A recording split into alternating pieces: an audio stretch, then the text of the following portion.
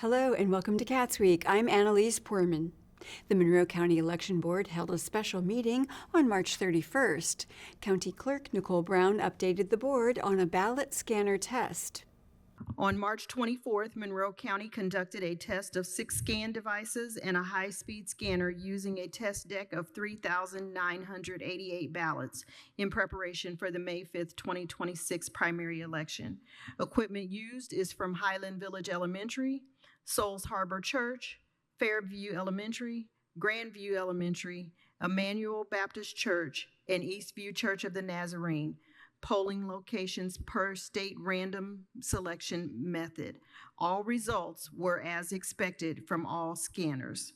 Test results are certified, correct, and accurate. Respectfully submitted, Robert A. White, who is the owner of B&L IT Services. According to Brown, 29 people showed up for the testing compared to 6 last election. Election Supervisor Kylie Ferris gave an update on the postcards being mailed with election dates and details. And they will start seeing people's mailboxes the beginning of next week, which will be perfect timing since that has information about early voting, and that will give them the information for that, as well as having information about how to request an absentee ballot by mail and how to find their location for election day. It will have a QR code on there that takes them to the map that they can type in their address, and it will tell them which location they are to go to on election day. We also will have a second wave of postcards going out. Those ones will be a bright yellow postcard, and those will be sent to every registered voter in the county, and it will tell them where their polling location is, since we've had so many updates to the polling locations and with the new location of early voting. And then for the important upcoming dates. The last day for voter registration will be April 6th. Voters can register with a valid Indiana driver's license or state-issued ID. Ferris said that the paper IDs with a barcode will be accepted. The first day of early voting will be April 7th. Fleet and Building Manager Richard Kreider said the early voting location is operational for voting to start next week. Ferris said Election Center will be moved into the first floor of the Showers Building, and the second floor will be used for training starting April 13th. The primary election will be held on May 5th. The League of Women Voters held a candidate forum on March 30th, where they hosted the 3 Democrats running for county clerk: Tanner Branham, Tree Martin Lucas, and Joe Davis. Moderator Alana Stonebreaker asked the candidates what role the clerk should play in voter registration and voter turnout. Branham emphasized that he would like to see greater turnout with young voters. I'm pretty confident that if early voting started tomorrow, we'd be just fine. I have us down, I think, as 5 business days away, so that's coming up quick. We have a short punch list of items to complete that I think we're going to handle in-house. So we are now kind of looking ahead and moving forward to moving staff down into the new space. Martin Lucas outlined how the clerk's office can boost voter participation while remaining nonpartisan. Getting people registered to vote and to participate in our electoral process is something I'm deeply passionate about. I am currently the chair of the Monroe County Young Democrats, and in that role I've been tabling at every possible event we can to get young people engaged with politics and registered to vote. So I'm very passionate about that, and in the office I hope to do a lot more voter outreach, especially using modern tools, modern technology. Social media, obviously, that's where people are, and that's how you have to reach them these days if you want to get people involved. So. Branham agreed, saying he believes the clerk's office should keep some distance from politics. He also emphasized transparency in the clerk's office. This question matters a lot to me, and I've put some research in it, so I'm going to tell you what I feel. I believe the clerk's office plays a critical role in making voting accessible while always remaining nonpartisan. There's that word again, nonpartisan. And if we're serious about strengthening voter engagement, we have to focus on 4 things: clear information, accessibility, smart technology, and real community outreach. First, engagement starts with understanding. Voters deserve clear, consistent information about registration deadlines, early voting, and where to vote. And we have to do a better job of reaching younger people, meeting them in schools and on the digital platforms they use every day. Second, accessibility matters. Voting location and hours must be convenient, well publicized, and supported by real people who can answer questions and help voters when they need it. Third, technology should make things easier, not harder. I will continue improving our online tools so voters can quickly check their registrations, understand their options, and feel confident walking into the process. The moderator then asked about vote centers. Vote centers are polling places that combine multiple precincts, allowing voters to choose the location they prefer regardless of their home address. Martin Lucas voiced strong support, saying centers prevent ballots from being thrown out. Well, I of course want to bring a nonpartisan attitude to the office. I want to work bipartisan with our Republicans. I want them to feel welcome in the office. I want to treat my personal political views as separate, right? Tanner, the political activist, the campaign manager, is different from Tanner, the clerk's employee, the clerk, the potential future clerk. So yeah, that's how I want to approach the office and ensure that there is no ethical concerns there. Transparency, I want the office to be as transparent as possible. I want our data to be accessible online, easy for people to find whenever they need it. So yeah, thank you. The other two candidates also expressed support for vote centers. However, candidate Joe Davis says it could make it harder for rural voters to cast their ballots. Vote centers, I love them. For the simple reason, on provisional day, we have to cast out so many votes because people went to the wrong precinct. Can you vote? Absolutely you can vote. You can vote anywhere you show up. Will your vote count? No, it won't. The board, the board will not accept your vote and it's thrown out. If we had vote centers, all of those votes would matter. Everyone would still have that voice. Stonebreaker asked how to gain the trust of the public. Davis responded that ethics and transparency are of the utmost importance. He also urged the clerk's office to be as nonpartisan as possible. I agree with my colleagues.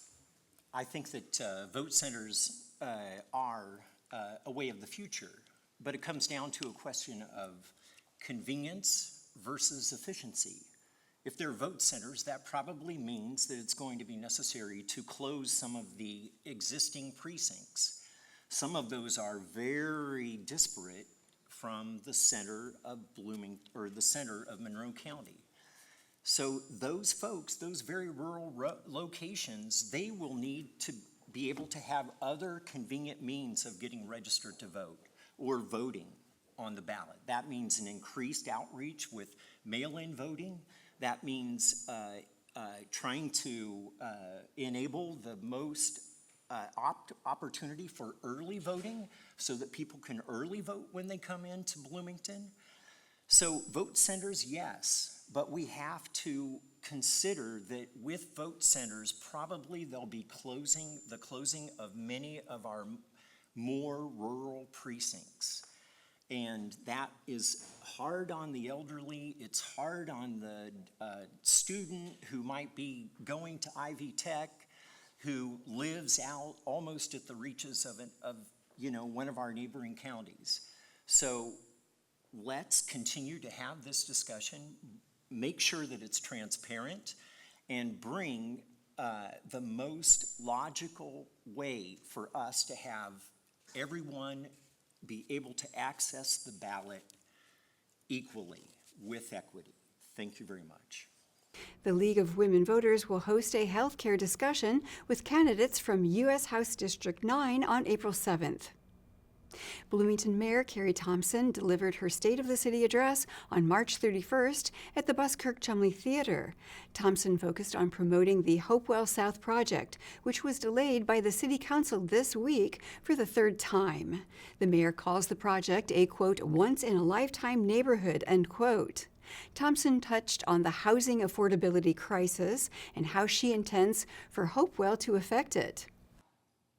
We all agreed to high standards when it came to our neighborhoods. We all want housing that is safe, sustainable, and built to last.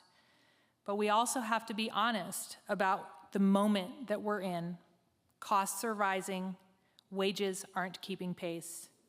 Just yesterday, Novo announced layoffs impacting 400 people. At the same time, state and national decisions continue to influence wages and costs in ways that we don't control locally. Like all projects of this significance, the proposal has been shaped through expansive outreach and engagement. We've engaged experienced planners and designers renowned throughout the country for their innovative work to advance housing that is attainable. Local lenders, builders, developers, and housing experts have weighed in on what works in Bloomington to make a project like this truly viable. We've collaborated with the public, with City Council, with city departments, and the Redevelopment Commission and Plan Commission. It takes time for a project to reach a point of action.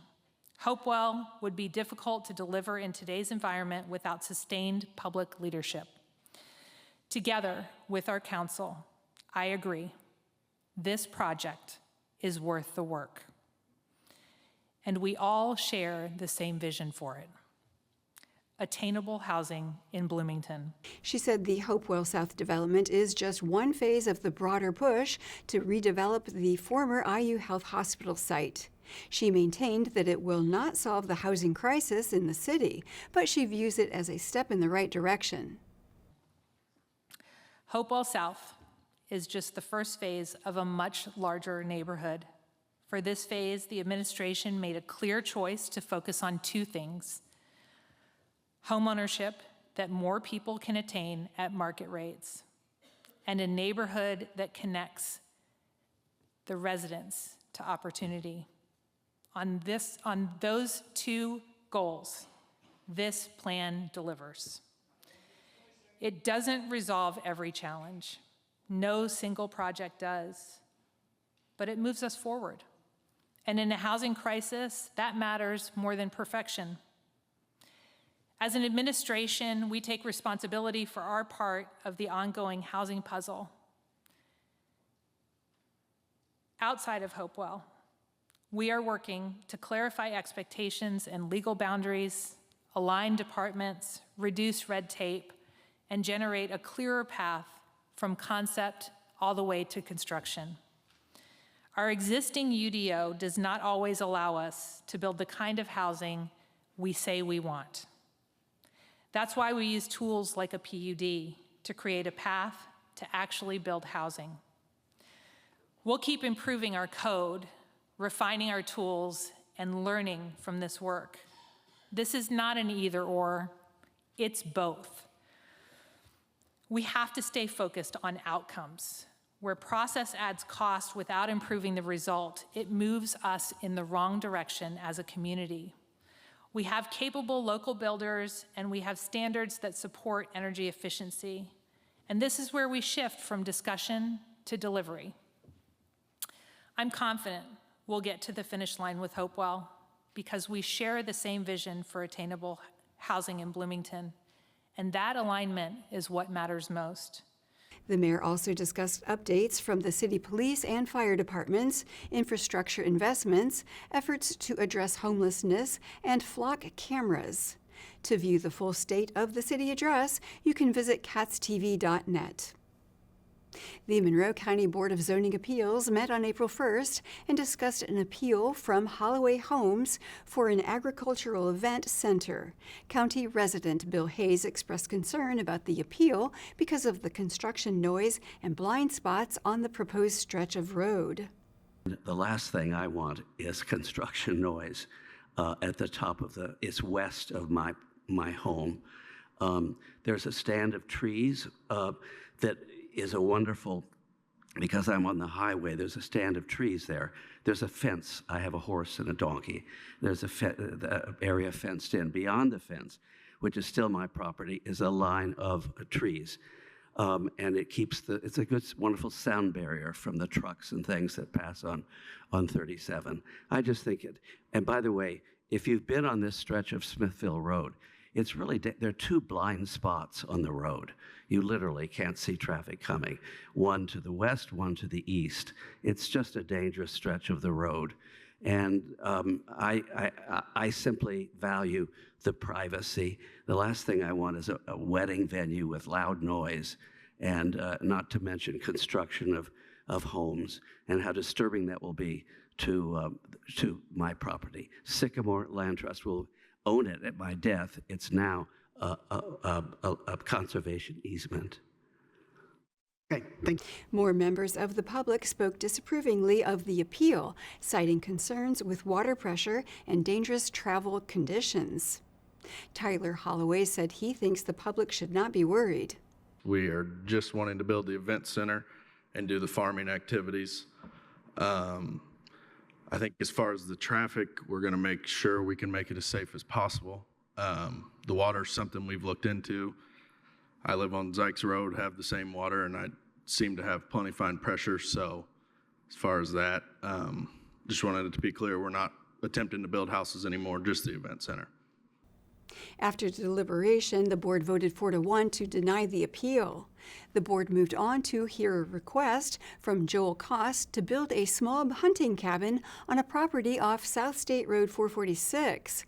Board member Guy Loftman clarified the issue stemmed from the proximity of the proposed building to the property line. Cost explained his reasoning for placing it there. Well, because of the way the land grades, it slopes down, we would have to bring in more dirt, which would cost us more money in the end, but plus we don't really want to disturb too much of the land. I mean, behind the trailer, it's kind of grown up naturally, and it's returning to nature, and we don't really want to mess with any of that if we can help it. So that's basically why we want to put it off to the side, out of the way. The motion passed. The next meeting of the Monroe County Board of Zoning Appeals will be on May 6th. The Richland Township and Town of Ellettsville Reorganization Committee met on April 1st and discussed planning and zoning for the reorganization. Planning Director Denise Line said property will remain zoned functionally the same if the reorganization passes.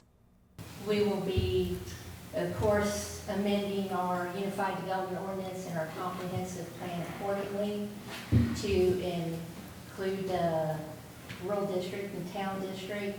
We have no intention of changing any zoning for anybody, whether it's in the town or the township. Line said the town's zoning map will be updated to include Richland Township. She said that there will be public hearings so residents can give input. Our intent is to have it ready, go through the Plan Commission. You know, it's probably going to take longer than one meeting. There'll be public meetings before that, and then a public hearing at the Plan Commission, and then however many meetings that takes, then they will make a recommendation to Town Council, and then it'll move on to Town Council, and it may take a few meetings to get through the Town Council.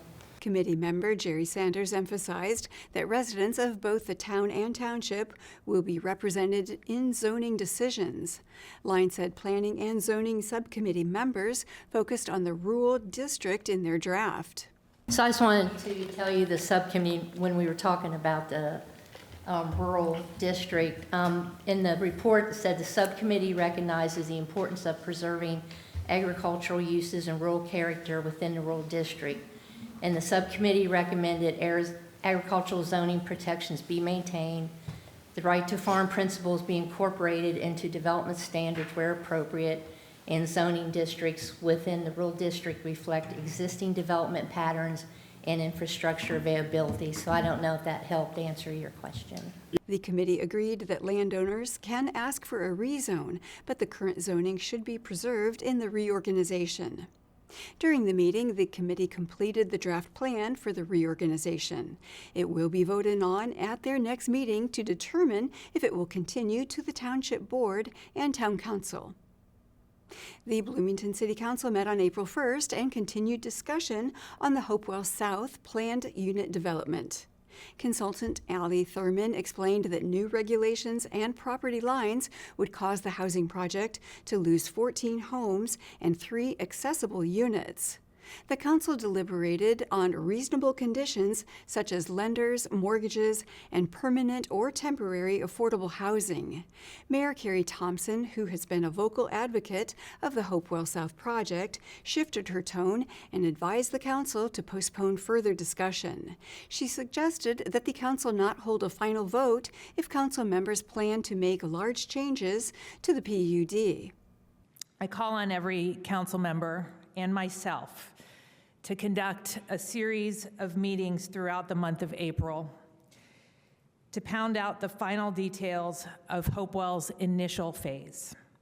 Our staff team will prioritize this, and I would ask that you do the same to maximize the input and ensure that we use our time allotted with the urgency that this deserves, the urgency that is felt by people wanting to find attainable housing here in our city, including using your next deliberation session and any added meetings that might be needed in order to hammer through all of these details. During public comment, local resident Steve Bishop addressed council members and inquired about their qualifications to make such a decision. If you all would indulge me really quick, anybody on the council involved in real estate? Any of you with a lending background? Because I hear a lot of conjecture around both those topics, and I don't see any experts on the panel or any being convened to talk in front of you, which is a real concern because you're making a lot of choices for people that also don't have those professionals, either as a background or someone they can lean on. The point of affordability that you keep focusing on really doesn't come into play at all. You all have the purview to help with attainability, which is the purchase of that home. You don't have anything to do with affordability because you don't have control over taxes or insurance. Indiana currently leads the country in foreclosures because people can't afford their escrow accounts. That's taxes and insurance. So unless you plan to cap those somewhere, there is no affordability permanence for any of this. Nathan Ferreira, the executive director of the Bloomington Housing Authority, commented on the value of the project and the importance of the council acting now. Hopewell South was perfectly designed for this.